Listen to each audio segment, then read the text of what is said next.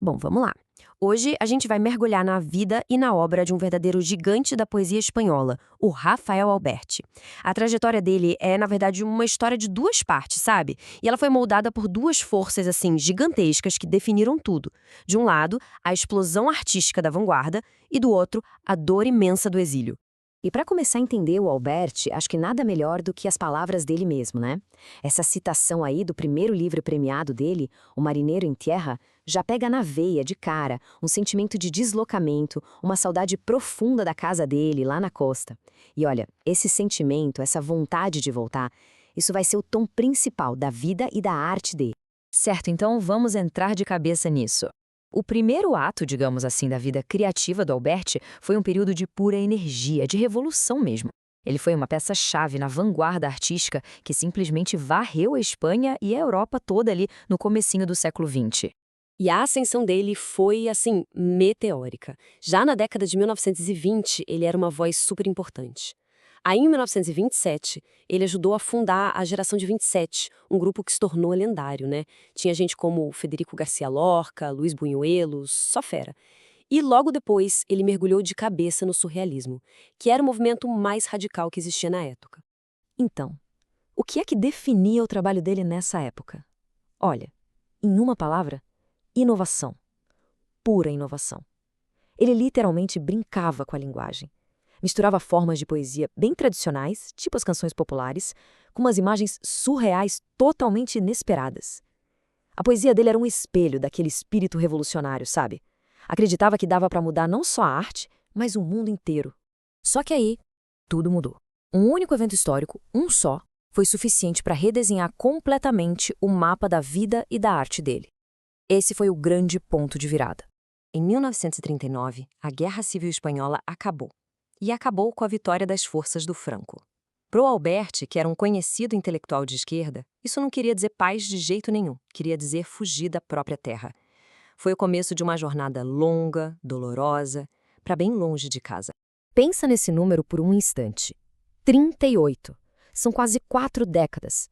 Esse foi o tempo que o Alberti passou no exílio, longe da paisagem, dos sons, do mar que ele amava tanto. É um tempo gigantesco que, claro, ia remodelar completamente quem ele era como artista. E é isso que leva a gente para o segundo ato da vida poética dele. Aquele inovador da vanguarda, agora ele se torna a voz do exílio. E o trabalho dele, nossa, passa por uma transformação profunda.